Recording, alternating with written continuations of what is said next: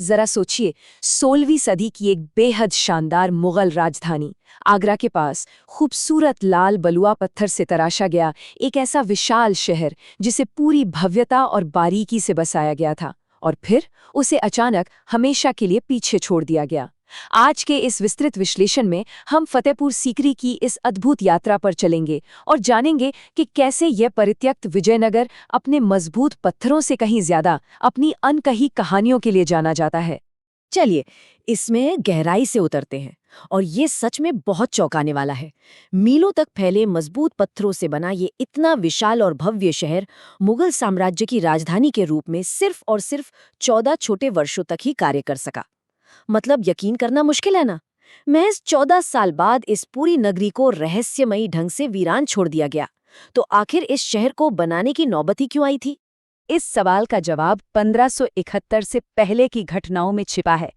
दरअसल काफी कम उम्र में सम्राट बनने के बाद अकबर को अपने साम्राज्य के लिए एक उत्तराधिकारी की सख्त जरूरत थी। इसी मन्नत को लेकर सम्राट अकबर आगरा से नंगे पैर चलकर सीकरी गांव के एक सूफी संत के पास पहुंचे थे।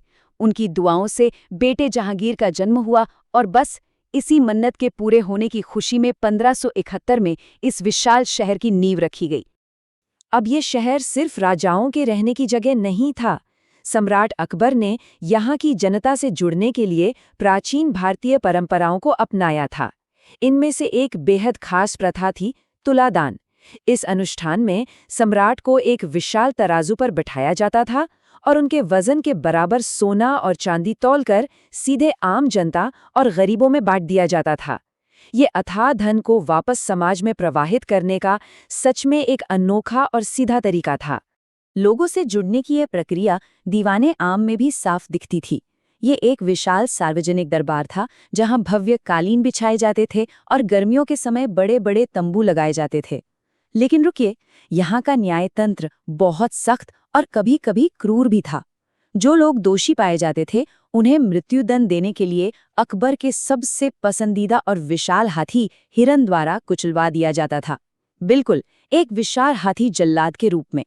लेकिन दरबार की ये गंभीरता महल के अंदरूनी दीवारों के भीतर एक अलग ही चंचल रूप ले लेती थी। शाही जीवन अत्यधिक विलासिता और अनोखे, थोड़े अजीब खेलों से भरा हुआ था। जरा सोचिए, एक ऐसा विशाल 25 बोर्ड जहां असली इंसानों यानी दासियों का मोहरों की तरह इस्तेमाल किया जाता था, या फिर खजाने के 24 कमरों में रानियों के साथ ऊंचे दांव वाली लुका छिपी खेलना। यहाँ तक कि उस पसंदीदा और सबसे तेज हाथी हिरन की याद में एक पूरी भव्य मीनार ही खड़ी कर दी गई। इंद्रियों का वैभव, वास्तुकला और शाही जीवन। आगे बढ़ते हुए ये देखना दिलचस्प है कि यह शहर सिर्फ देखने भर के लिए शानदार पत्थरों का ढांचा नहीं था। इसका हर एक हिस्सा मानवीय इंद्रियों को सुकून देने के लिए एक मास्टरपीस की तरह डिजाइन किया गया था। जैसे कि पंचमहल, ये 5 मंजिला ऊंचा हवा महल था।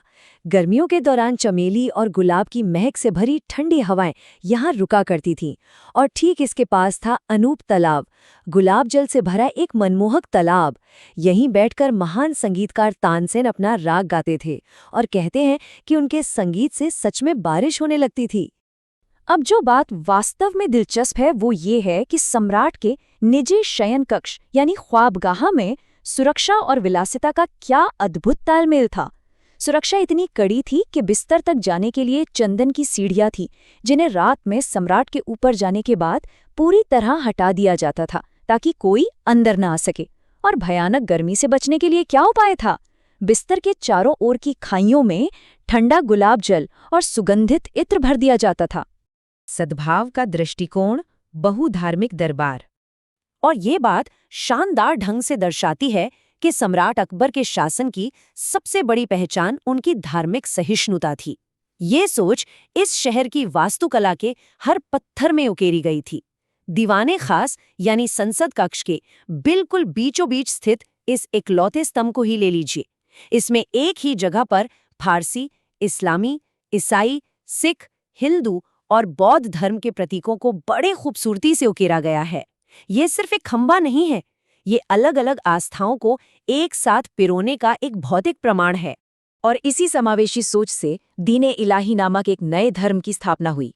इसका उद्देश्य लोगों पर कोई कड़े नियम थोपना नहीं था, बल्कि ये संदेश देना था कि सभी धर्मों का मूल एक ही है। हालांकि आधिकारिक तौर पर इसके ज्यादा अनुयायी नहीं बने, लेकिन शांतिपूर्ण सह अस्तित्व का इसका ये मूल दर्शन इस पूरे शहर की असली नींव बन गया था। जोधाबाई का महल, एक सांस्कृतिक वास्तुकला संलयन। इस पूरी स्थापत्य यात्रा का सबसे चरम बिंदु है जोधाबाई का विशाल और खूबसूरत महल। लेकिन ये महल सिर्फ पत्थरों से नहीं, बल्कि रानी की उन बेहद सख्त शर्तों के इर्द गिर्द बनाया गया था जो उन्होंने विवाह से पहले सम्राट के सामने रखी थी। उन्होंने अपना धर्म बदलने से सख्ती से इनकार कर दिया था, महल के भीतर एक समर्पित हिंदू मंदिर की मांग की और शुद्ध शाकाहारी भोजन के लिए पूरी तरह से अलग रसोई मांगी। ये रसोई इतनी भव्य थी कि इसके पत्थरों पर राजस्थान के 156 अलग-अलग झुमकों के डिजाइन उकेरे गए थे। रानी के आराम का इतना बारीक ध्यान रखा गया था कि बदलते मौसम के लिए प्राचीन जलवायु नियंत्रण इंजीनियरिंग का बेहतरीन इस्तेमाल किया गया। गर्मियों के महल में हवा के आर पार होने के लिए ठंडे पत्थर और खुली जालियां थीं। वहीं सर्दियों के महल को पूरी तरह से बंद रखा गया था और ऐसे पत्थरों से बनाया गया था जो सूरज की गर्मी को सोख कर अंदर के कमरों को गर्म रख सकें। और इसी महल के अंदर वो व्यक्तिगत मंदिर भी मौजूद था जिसकी रानी ने मांग की थी। ये वास्तुकला का एक अविश्वसनीय संलयन था, जहां इस्लामी गुंबद राजपूताना बालकनियों के साथ सहजता से मिलते हैं। इस विशेष मंदिर में भगवान कृष्ण की मूर्ति, नक्काशीदार घंटियां, त्रिशूल और एक पवित्र तुलसी का पौधा रखा गया था।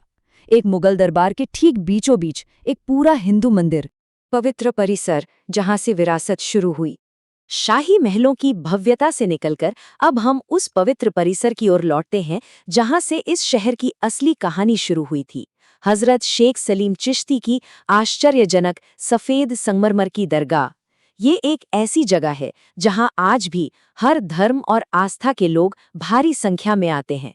यहाँ मन्नत के धागे बांधे जाते हैं और दुआएं मांगी जाती हैं, बिल्कुल वैसे ही जैसे कभी खुद सम्राट अकबर ने यहाँ अपना सिर झुकाया था।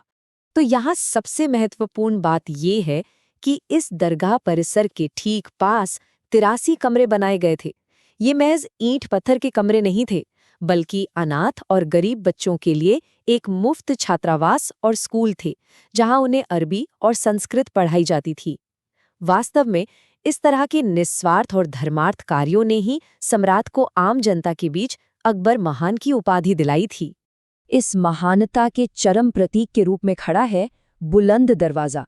गुजरात विजय के उपलक्ष्य में बनाया गया ये 176 फीट ऊंचा विजय का द्वार अपनी विशालता में आज भी सच में रोंगटे खड़े कर देता है। इसकी भव्यता को शब्दों में बयान करना मुश्किल है। इस भव्य दरवाजे के तोरण पर उकेरी गई ये पंक्तियां कहती हैं, दुनिया एक पुल है, इसके ऊपर से गुजर जाओ, लेकिन इस पर कोई घर मत बनाओ। क्या आप जानते हैं कि ये पंक्तियां ईसा मसीह की शिक्षाओं से ली गई हैं?